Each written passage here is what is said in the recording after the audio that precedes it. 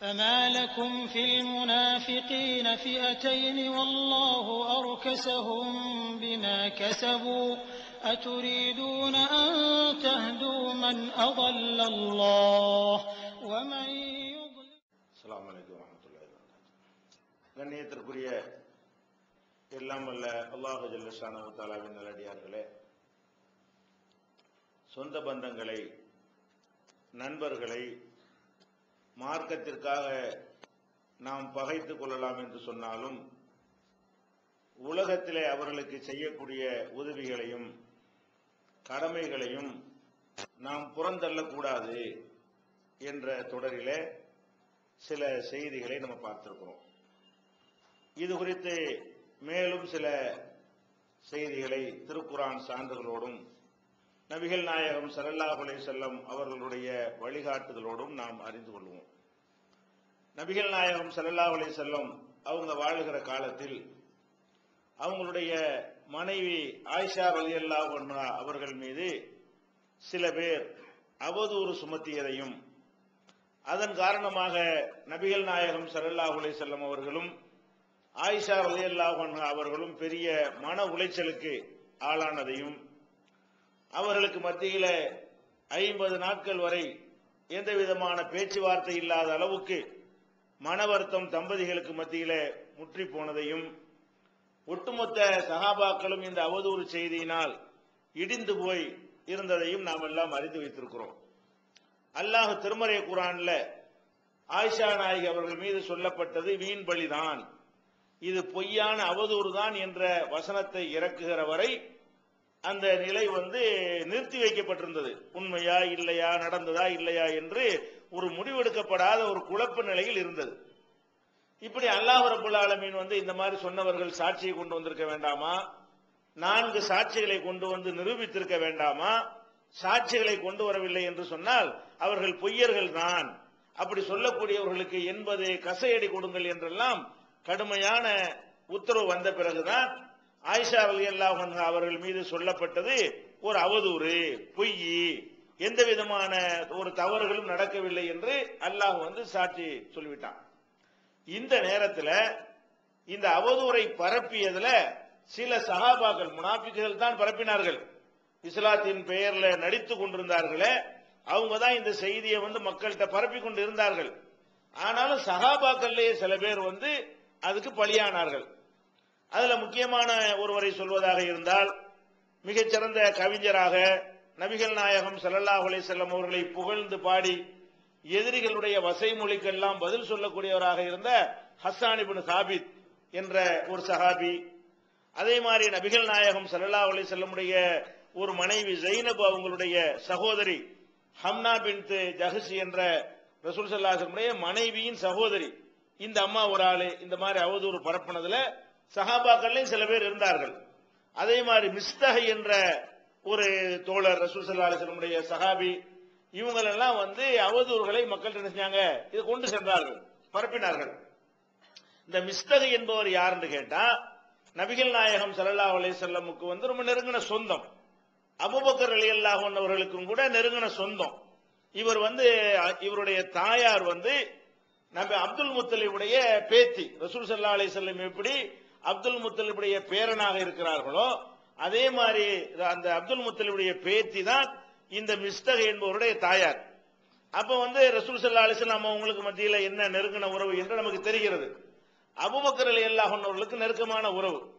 இவரை ஆதியிலிருந்து ஒவ்வொரு கட்டத்திலையும் அபூபக்கர் ரலியல்லாஹு அன்ஹு தான் வளர்த்து வந்தாங்க. இந்த மிஸ்தஹ் என்பவருக்கு தேவையான உதவிகளை செய்வது, அவரை கவனித்துக் கொள்வது, அவருக்கு தேவையான எல்லா ஏற்பாடுகளும் அபூபக்கர் ரலியல்லாஹு அன்ஹு அவர்கள் தான் செய்து வந்தார்கள்.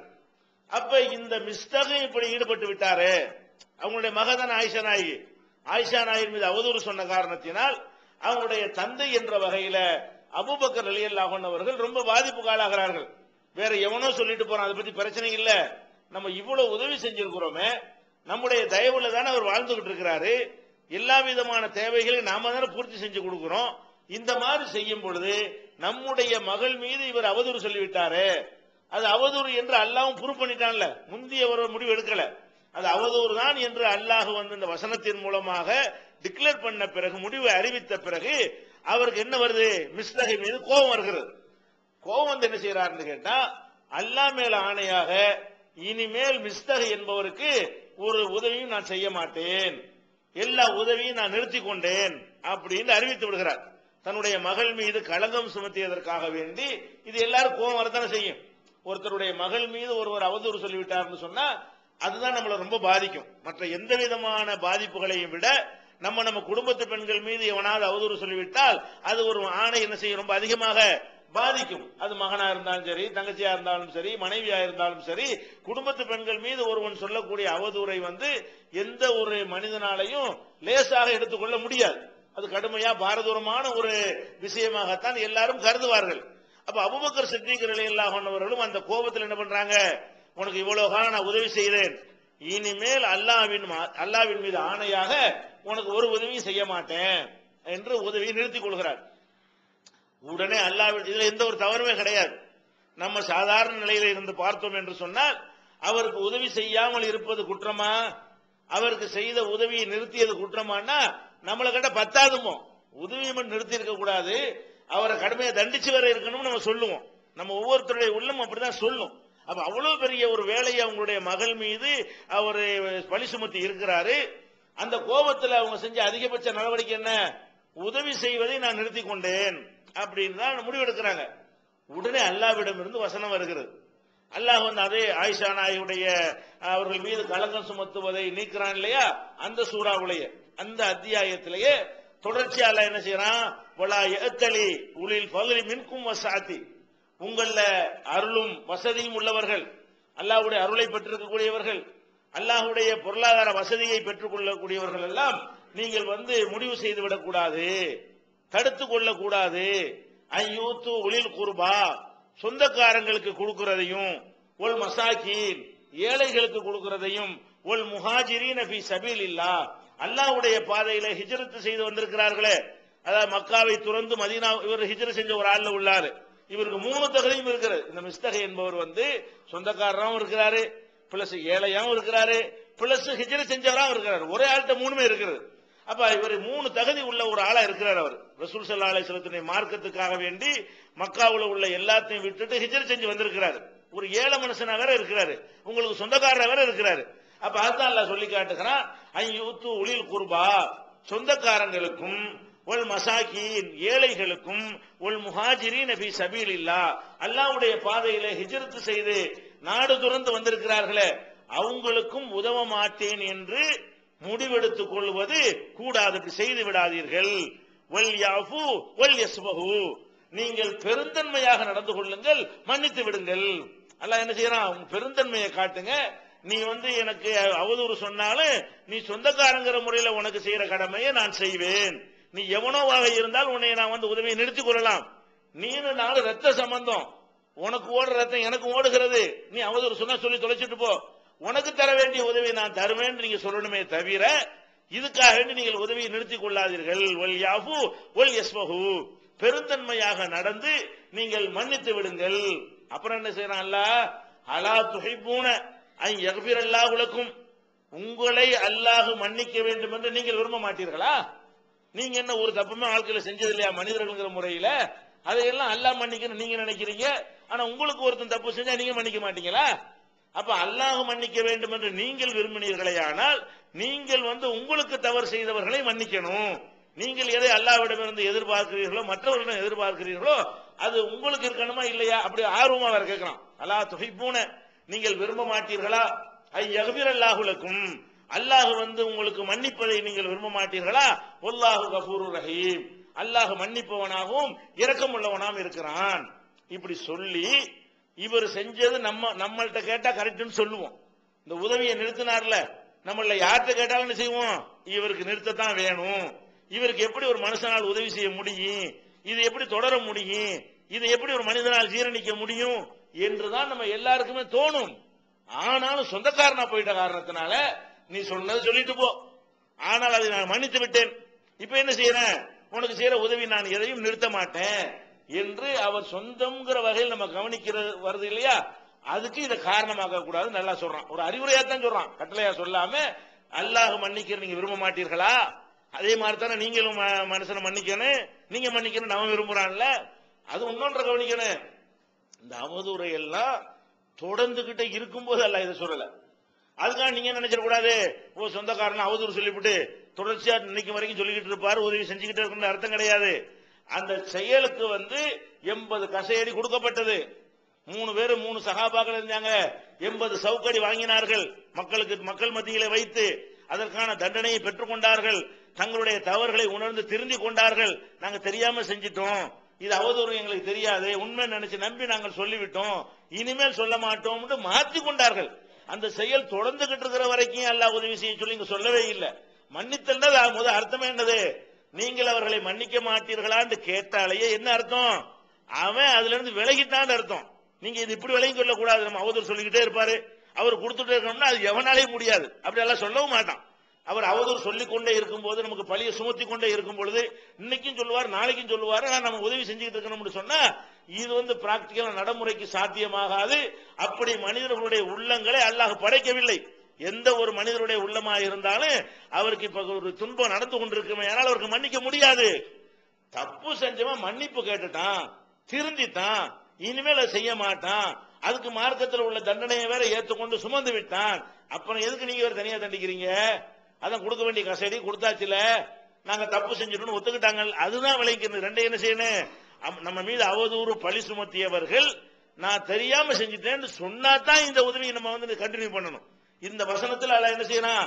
நீங்க அலா துஹிப்பூன ஐ யக்ஃபிரல்லாஹுலக்கும், உங்களே அல்லாஹ் மன்னிக்க வேண்டும் என்று விரும்ப மாட்டீர்கள் அல்லாஹ் கேட்கிறான். அல்லாஹ் நம்மளை எப்ப மன்னிப்பான்? எப்ப மன்னிப்பான்? ஒரு செயலை செஞ்சுட்டு யா அல்லாஹ் நான் செஞ்ச தப்பு தான், இனிமே செய்ய மாட்டேன், இப்பதான் அல்லாஹ் மன்னிப்பான். நம்ம பாட்டுக்கு டெய்லி தப்பு செஞ்சுக்கிட்டு யா அல்லாஹ் மன்னிச்சிருந்து குடிக்கிறான் ஒருத்தன், மன்னிச்சிருன்னு சொல்லிட்டு ஒரு குடிக்கிறது, குடிச்சு முடிச்சுட்டு ஒரு மன்னிப்பு, நாளைக்கு ஒருக்கா குடிக்க, இது மன்னிப்பா? இதுக்கு எல்லாம் மன்னிக்க மாட்டான். மன்னித்தல்னால என்ன அர்த்தம்? நாம சில மனிதன்கிற முறையில நம்மளை அறியாமல் சில தவறுகள் செய்வோம். செய்த பிறகு ஒரு கட்டத்தில் என்ன செய்வோம்? ஆஹா நம்ம எல்லை மீறி போயிட்டோமே, அல்லாஹ்வுடைய பயம் இல்லாம போயிட்டோமே, அல்லாஹ் பார்த்து கொண்டிருக்கிறானே என்று உணர்ந்து இறைவா இதை மன்னிச்சிருன்னு சொன்னால என்ன அர்த்தம்? செஞ்சதுக்கு வருந்தணும். மன்னிப்புடைய ஷரத்து கண்டிஷன் என்ன? செஞ்சதுக்காக முதல் கவலைப்படணும். மன்னிப்புடைய 2வது கண்டிஷன் என்ன? இனிமே செய்ய மாட்டேன்னு உறுதி எடுக்கணும். செஞ்சதுக்கு நடந்து போனதுக்கு வருந்தனு, இனிமே இது மாதிரி இறைவா நடக்க மாட்டேன்னு செய்யணும், உறுதிமொழி எடுக்கணும். அதுக்கப்புறம் அல்லாஹ்ட்ட கோரிக்கை வைக்கணும். இந்த மாதிரி வைத்தால் தான் மன்னிப்பு கிடைக்கும். அந்த மாதிரி உங்களுக்கு இந்த மாதிரி சொந்த பந்தங்கள்ல யாராவது அநியாயம் அநியாயத்துல பெரிய அநியாயத்தை அல்லாஹ் சொல்றான். அநியாயத்துல பெரிய அநியாயம் எது? அவங்களுடைய குடும்பத்து பெண்கள் மீது பழி சுமத்துறது. நமக்கு ஒருத்தன் செய்யற அநியாயத்திலேயே நம்மளை பத்தி திட்டுறான், ஏசுறான், என்னமோ செய்யறான், அடிக்கிறான், செருப்பு கழட்டி கூட அடிச்சுட்டான். அதை விட இது பெரிய விஷயம். இது ஒரு குடும்பத்து பெண்கள் மீது ஒரு அவதூறை சொல்லிவிடுவது செருப்பால் அடிப்பதை விடவும் ரொம்ப ஒரு மனிதனை பெரிய அளவுல வீழ்த்தக்கூடிய பாதிக்கக்கூடிய ஒரு விஷயம். அப்போ இவ்வளவு பெரிய தவறுகள் செய்தவர்களாக இருந்தாலும் சரிதான், உங்க சொந்த பந்தங்கள்ல உங்களை முறைத்து கொண்டு பகைத்து கொண்டு போனவர்களாக இருந்தாலும் சரிதான், செஞ்சது தப்பு என்று விளங்கி சொல்லிவிட்டார்கள் என்று சொன்னால் உடனே மன்னித்து விடுங்கள். மன்னித்தால் உங்களை அல்லாஹ் மன்னிப்பான் என்று அல்லாஹ் ரப்பல் ஆலமீன் என்ன செய்யறான்? இந்த ஒரு வசனத்தை அருளுகிறான். இந்த வசனத்தை பார்த்து விட்டு கூட ஒருத்தர் இஸ்லாத்துக்கு வந்தார் நவீன காலத்துல. அவர் என்ன செய்யறாரு? இது முகமதுடைய சொல்லு இல்லப்பா, இது கடவுளுடைய சொல்றாங்க. முகமதுடைய மனைவியின் மீது ஒருத்தர் அவதூறு சொல்லி இருக்கிறான், அவனுக்கு உதவி செய்ய மாட்டேன்னு ஒருத்தர் முடிவு எடுக்கிறாரு. அவருடைய தான் என்ன செய்யணும்? நல்ல வேலை செஞ்ச, அப்படித்தானே செஞ்சிருப்பாரு. அவருடைய மனைவியின் மீது சொல்லப்பட்டது அவதூறு. அபூபக்கருக்கு மகளா இருந்தாலும் ரசூலுல்லாஹ்வுக்கு மனைவி தானே, மனைவியின் மீது ஒரு அவதூறு சொல்லப்பட்டிருக்கும் பொழுது அந்த ஆளுக்கு உதவி செய்யறீங்க தடுத்தீங்கன்னு கேட்கறான் அல்லாஹ். அப்படின்னா இது முகமது கேட்க மாட்டார். அவர் மனிதர் என்ற முறையில் அவரா சொல்றதா இருந்தா அவர் மீது பழி சுமத்தின ஆளுக்கு சரியான வேலை தான், இது சரியான நடவடிக்கை தான் எடுத்திருப்பாரு. அவருடைய மனைவியின் மீது அவதூறு செலுத்தியவர்களை மன்னியுங்கள் என்று சொல்ற அளவுக்கு ஒன்று வறுமையானால் இது அவர் இட்டு கட்டினது கிடையாது, அவரை படைத்த இறைவனுடைய வார்த்தையாகத்தான் இருக்க முடியும் அப்படிங்கிற அளவுக்கு இதை படிச்சுக்கலாம் என்ன செய்யறான்? சிந்திக்கிற விதத்தில் சிந்தித்தார்களே. ஆனால் ஒவ்வொரு வசனத்திற்கு பின்னாடி ஒரு தாவா இருக்கிறது, ஒவ்வொரு வசனத்திற்கு பின்னாடி இஸ்லாத்தின்பால் அழைப்பு இருக்கிறது. இதையெல்லாம் பார்த்து விட்டு கூட என்ன செய்யறாங்க? இஸ்லாத்துக்கு வருகிறார்கள். அப்ப இதை நம்ம விளங்கிக் கொள்ள வேண்டும். என்னதான் ஒரு பகை சொந்த வந்தாலும் சரிதான், அதுக்காக வேண்டி உலகத்தில் செய்யற உதவிகளை சொந்த பந்தங்களுக்கு நிறுத்திவிடக் கூடாது. அதே மாதிரி அல்லாஹ் சொல்றான், லா தஜாலுல்லாஹ உருகத்தன் லி ஐமானிக்கும், உங்களுடைய சக்தி சில பேர் இருக்கிறாங்க சத்தியம் பண்ணி போடுவாங்க, என்ன சத்தியம்? அல்லாஹ் மேல சத்தியமா உனக்கு தரமாட்டேன்னுவாங்க. சும்மா தரமாட்டேன்னா மீறிக்கிடலாம். அல்லாஹ் மேல சத்தியமாட்ட மீற முடியுமா? சத்தியம்னா நிறைவேற்றணும். அது மாதிரி நேர்ச்சை பண்ணா நிறைவேற்ற வேண்டும். அப்ப சில பேர் என்ன செய்வாங்கன்னு கேட்டா, ஒரு ஆள் மேல கோவம் வந்துருச்சுன்னு சொல்லுங்க, அல்லாஹ் மேல சத்தியமா உனக்கு 10 காசு தரமாட்டேன், அல்லாஹ் மேல சத்தியமா உனக்கு எந்த உதவியும் இனிமே கிடையாது, அல்லாஹ் மேல சத்தியமா நான் செஞ்சதெல்லாம் நிறுத்திக்கிட்டேன் அப்படின்னு சொல்லிட்டான்னு வைங்க. இப்ப இதுக்கு என்ன மார்க்கத்தில் சட்டம் என்ன? அல்லாஹ் சொல்றான், வலா தஜாலுல்லாஹ உர்தத்தன் லி ஐமானிக்கும் அன் தபர்ரு வ தத்தகு வ துஸ்லிஹு பைனன் நாஸ். நீங்கள் நன்மை செய்வதற்கும் ஒ தத்தகு இறையச்சமுடைய காரியங்களை செய்வதற்கும் ஒ துஸ்லிஹு பைனன் நாஸ் மக்களுக்கு மத்தியில் நல்லிணக்கத்தை ஏற்படுத்துவதற்கும் அல்லாஹுவின் மீது சத்தியம் செய்வதை ஒரு கேடயம் ஆக்கிறாதீங்க. அல்லாஹ் மேல சத்தியமா உதவி செய்ய மாட்டேன், அல்லாஹ் மேல சத்தியமா அதை செய்ய மாட்டேன், அல்லாஹ் மேல சத்தியமா இதை செய்ய மாட்டேன்னு சொல்லி அல்லாஹ்வை நல்ல காரியத்தை தடுக்கிற கேடயம் ஆக்கிட கூடாது. அல்லாஹ்வை நீங்க எதுக்கு பயன்படுத்தணும்? நல்ல காரியத்தை செய்யறதுக்கு பயன்படுத்தணுமே தவிர நல்ல காரியத்தை நிறுத்துறதுக்கு அல்லாஹ்வுடைய பேரை சத்தியத்தை நிறுத்துறாதீங்க. நிறைய பேர் இப்படி செய்யறாங்க. நம்ம என்ன செய்யணும்? அல்லாஹ் மேல சத்தியமா உனக்கு உதவி செய்வேன்னு சொல்லுங்க, ஒரு வீடு கட்டி தருவேன்னு சொல்லுங்க, உனக்கு கல்யாணம் பண்ணி வைப்பேன்னு சொல்லுங்க, உன்னை படிக்க வைக்குவேன்னு சொல்லுங்க. அல்லாஹ் மேல சத்தியமா நல்லது செய்ய வேண்டும் ஒரு மனிதன் மூமின் சத்தியம் செய்யணுமே தவிர அல்லாஹ் மேல சத்தியமா உனக்கு சல்லி காசு கிடையாது என்று அல்லாஹ்வை என்ன செய்யக்கூடாது? கேடயம் ஆக்கிறாதீங்க. அது செல்லாது, நிறைவேற்ற தேவையில்லை. அல்லாஹ் மேல சத்தியமா தரமாட்டேன்னு சொன்னா கூட நம்ம தரணும். அல்லாஹ் மேல சத்தியம் போட்டு ஒரு விஷயத்தை தரமாட்டோம்னு சொல்லிட்டோம்னு வைங்க, அதை நாம நிறைவேற்ற அவசியமே கிடையாது. ரசூல் ஸல்லல்லாஹு அலைஹி வஸல்லம் சொன்னாங்க, லா நதுர வலா யமீன ஃபீமா லா யம்லிகு. ஒருவனுடைய கைவசத்துல எது இல்லையோ இருக்காதோ அந்த விஷயங்கள்ல சத்தியம் செஞ்சாலும் செல்லாது, நேர்ச்சை செஞ்சாலும் செல்லாது. அல்லாஹ் மேல சத்தியமா அந்தரத்துல மிதப்பேங்கிறான் ஒருத்தன். இது முடியுமா மனுஷனுக்கு? இது நேர்ச்சை கிடையாது. முடிகிறத உனக்கு சக்தி உட்பட்டு சொல்லு, அல்லாஹ் மேல சத்தியமா 3 பேரும் சோறு கொடுப்பேன்னு சொல்லு, 10 நோம்பு வைப்பேன்னு சொல்லி, இது மனுஷனுக்கு முடிகிற காரியம். ஒருத்தன் செய்யறான், கடல்ல நடப்பேங்கிறான், அல்லாஹ் மேல சத்தியமா நடப்பேங்கிறான். இது நேர்ச்சையா? இது செல்லுமா? அப்ப ரசூல் ஸல்லல்லாஹு அலைஹி வஸல்லம் சொல்றாங்க, லா நதுர வலா யமீன ஃபீமா லா யம்லிகு. எது மனிதன் கண்ட்ரோல் இல்லையோ, மனித சக்திக்கு உட்பட்டதாக இல்லையோ அந்த விஷயங்களை நான் செய்வேன் என்று அல்லாஹ் பேரை பயன்படுத்தினாலும் அது நேர்ச்சையும் இல்லை, அது சத்தியமும் இல்லை. அதே மாதிரி வலா கத்தியாத்தி ரஹமின், சொந்தத்தை முறிக்கிறேன் என்று ஒருத்தன் இப்படி சொன்னானேயானால் அது சத்தியமும் இல்லை, அது நேர்ச்சையும் இல்லை. அல்லாஹ் மேல சத்தியமா நான் வெற்றிட்டேன், இதோட அல்லாஹ் மேல சத்தியமா உறவு முடிச்சு விட்டேன், அல்லாஹ் மேல சத்தியமா நீ அண்ணனும் இல்ல தம்பியும் இல்ல என்று சொன்னால் அது செல்லாது. ரசூல் ஸல்லல்லாஹு அலைஹி சொல்றாங்க, எப்படி கைவசம் இல்லாத நம்ம சக்தியில் இல்லாத ஒரு விஷயத்தை செய்யறதாக சத்தியம் பண்ணினால் அது உளறலாக ஆகிவிடுமோ, அது நிறைவேற்ற தேவையில்லையோ, அதுக்காக வேண்டி அல்லாஹ் குற்றம் முடிக்க மாட்டானோ, அந்த மாதிரி இதையும் முறிச்சிருங்க, இதையும் நீங்க செய்யாதீங்க. அல்லாஹ் மேல சத்தியம் பண்ணிட்டு நீங்க அண்ணன்ட்ட பேச மாட்டான்னு சொன்னாலும் போய் பேசுங்க. இந்த அல்லாஹ் மேல சத்தியத்தை விட்டுருங்க, அதுக்காக நீங்க முக்கியத்துவம் கொடுக்காதீங்க. அல்லாஹ்ங்கிறவன் நல்லதுக்கு சொல்லக்கூடியவன் அல்லாஹ், உங்களுடைய கெட்டதுக்கெல்லாம் சப்போர்ட் பண்றவன் அல்லாஹ் கிடையாது. அல்லாஹ் மேல சத்தியமான குடிப்பேன்னு சொன்னா நிறைவேற்றணுமா? அல்லாஹ் மேல சத்தியமான திருடு வேண்டாம் நிறைவேற்றணுமா? எப்படி தீமையை செய்வதாக சொன்னால் அந்த சத்தியத்தை நிறைவேற்ற கூடாதோ, நன்மையை செய்ய மாட்டேன் என்று சத்தியம் பண்ணி சொன்னாலும் அதையும் நிறைவேற்ற கூடாது. நன்மையை செய்ய மாட்டேங்கிறதுக்கு நீங்க அல்லாஹ் யூஸ் பண்ணாதீங்க, தீமையை செய்வேன் என்பதற்கு அல்லாஹ்வை கருவியாக பயன்படுத்தி விடாதீர்கள் என்று ரசூல் ஸல்லல்லாஹு அலைஹி வஸல்லம் சொல்லி தர்றாங்க. அவங்க கூட என்ன செய்யறாங்கன்னு கேட்டா, அவங்க வாழ்க்கையில ஒரு வெளியூர்ல இருந்து ஒரு கூட்டம் வர்றாங்க. என்ன செய்யறாங்க, அல்லாஹ்வுடைய தூதரே, நாங்க ஊருக்கு திரும்பி செல்லணும், எங்கள்கிட்ட ஒரு வசதியும் இல்ல, எங்களுக்கு ஊருக்கு போறதுக்காக வேண்டி ஒரு ஒட்டகம் கொடுங்க, எங்களுக்கு ஆளுக்கு ஒரு ஒட்டகம் தாங்கன்னு கேட்கறாங்க. வாகனம் கொடுங்க, வாகனம்னா ஒட்டகம் அந்த காலத்து அர்த்தம், ஒட்டகம் கொடுங்கன்னு கேட்கறாங்க. அப்ப ரசூல் ஸல்லல்லாஹு அலைஹி வஸல்லம் என்ன பண்றாங்க, அல்லாஹ் மேல ஆணைய தரமாட்டேன்னு அப்படின்ட்டாங்க. அல்லாஹ் மேல சத்தியமா அதெல்லாம் தர முடியாது அப்படின்ட்டாங்க.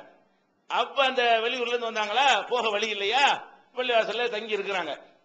அன்னைக்கு சாயந்தரமா என்ன வருதுன்னா, ஜக்காத்து ஒட்டகம், நிறைய பேர் அந்த ஜக்காத்து வசூலி அனுப்புவாங்க இல்லையா, அந்த ஜக்காத்து ஒட்டகங்கள்லாம் வருது. வந்தவங்க என்ன பண்றாங்க, மறுநாள் அந்த கேட்டாங்களப்ப அவங்களை கூட்டு வா, ஒட்டகம் கேட்டாங்களா ஆளை கூப்பிடு அப்படிங்கிறாங்க.